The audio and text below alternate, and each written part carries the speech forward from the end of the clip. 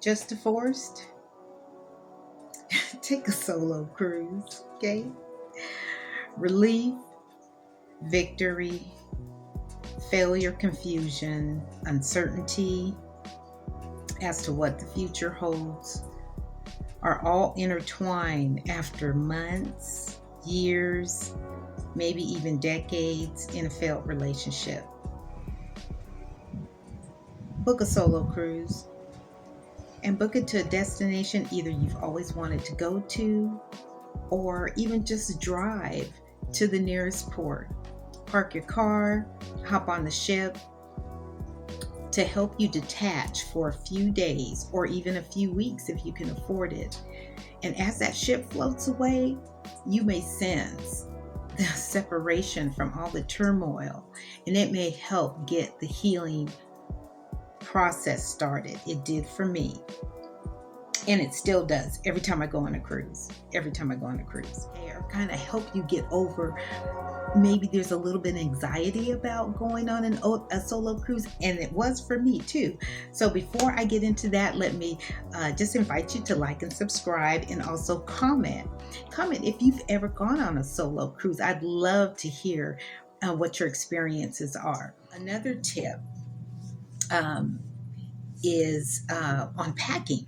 Okay, make sure that you're able to handle your luggage on your own. So just don't overpack.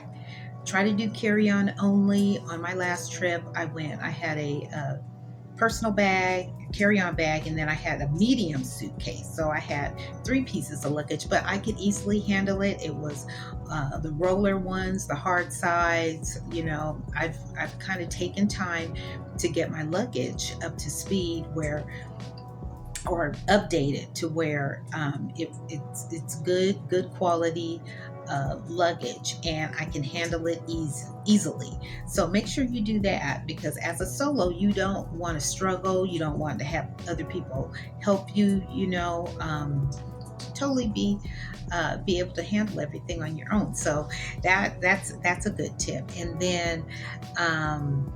of course, when you're packing, there's not going to be any more stink eye if you forget something because you're packing for someone else. I didn't have to deal with that anymore. Got packed on my own, and it was great. It was great. It was so liberating.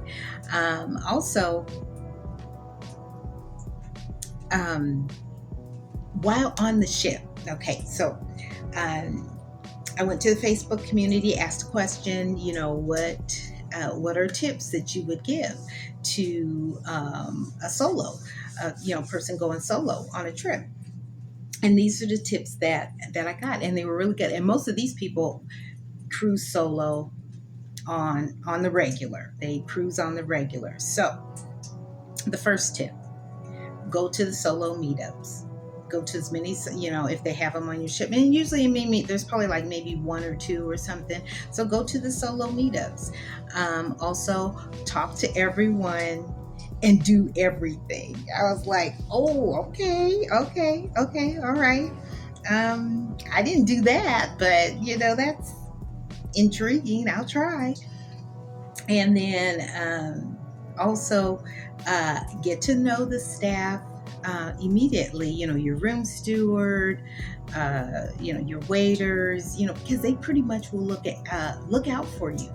And I noticed that my room steward would come by quite often, and when I was in my room, and he would come by and say, "Carol, you're hardly ever in your room," and it was true. And I had booked a balcony because I thought I was going to be in my room like a lot more on my last solo cruise. But I'm telling you, I got so many invitations to do this and go here and pamper party and movies and lunch and riding the sky ride, on the carnival ship. And these were all people that I met on the ship. Also, another tip that was given is don't drink too much, and practice safety just like you were on land. So that's very important and good advice. And then smile. Everyone is more approachable when you smile. So Make sure you bring your smile.